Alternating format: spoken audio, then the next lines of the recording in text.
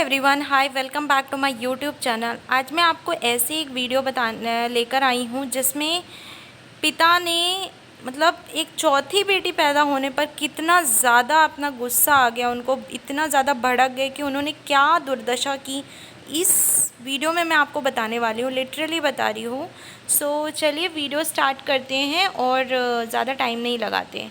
So basically ये इटावा का case है, और जिसमें उत्तर प्रदेश के इटावा ज़िले में के गांव में 3 बेटियों के बाद चौथी बेटी का जन्म होने से क्षुब्ध पिता ने 1 महीने की बच्ची की कथित तौर पर हत्या कर दी। पुलिस ने यह जानकारी दी।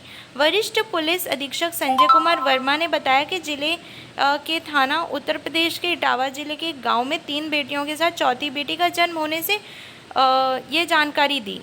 वरिष्ठ पुलिस अधीक्षक संजय कुमार वर्मा ने बताया कि जिले के थाना भरथना क्षेत्र के अंतर्गत ग्राम चंद्रपुरा में बबलू कुमार दिवाकर ने चौथी संतान भी बेटी होने से खिन्न होकर रविवार को नशे की हालत में 1 महीने की बच्ची को उसकी मां की गोद से छीनकर ज़मीन पर पटक दिया। उन्होंने बताया कि गंभीर रूप से घायल बच्ची को अस्पताल में भर्ती कराया गया, जहां बुधवार को इलाज के दौरान उसकी मौत हो गई। बबलू की पत्नी दीपू की शिकायत के आधार पर बबलू के खिलाफ BNS की धारा 105 के तहत मामला दर्ज किया गया। चौथी संतान भी बेटी होने से क्षुब्ध पिता ने की उसकी हत्या। मिली जानकारी के मुताबिक वर्मा ने बताया कि पुलिस ने आरोपी बबलू को गुरुवार को गिरफ्तार कर लिया। उन्होंने बताया कि बबलू की 2 शादी हुई हैं। उसकी पहली पत्नी से 2 बेटियां थीं और पहली पत्नी की मौत के उपरांत उसने दूसरी शादी दीपू के साथ की। उन्होंने बताया कि दीपू से भी पहली संतान बेटी पैदा हुई। 3 बेटियां होने के बाद चौथी बेटी का जन्म हाल ही में हुआ, तो इससे बबलू खिन्न रहने लगा था और शराब पीने लगा था। सो देखिए गाइज़, ये तो किसी के हाथ में नहीं होता है। बेटी हो बेटा हो कोई फ़र्क नहीं पड़ता।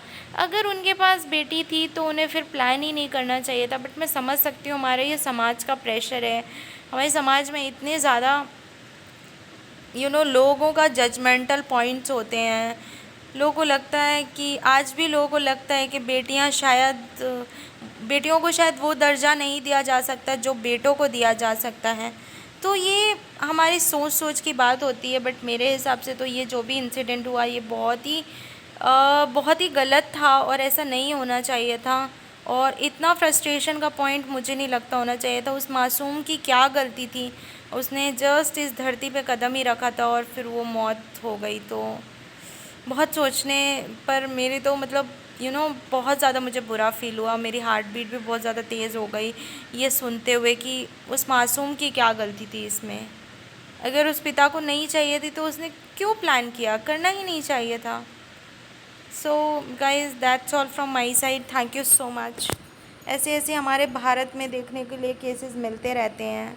और प्लीज़ आप लोगों के नज़र के सामने अगर ऐसा कुछ भी होता है या आप लोगों के फैमिली रिलेटिव्स कहीं पे भी होता है तो प्लीज़ ऐसा नहीं होना चाहिए। मुझे ऐसा फ़ील होता है, तो इन चीज़ों को आप थोड़ा सा कॉशियस रहें। That's all from my side. Thank you.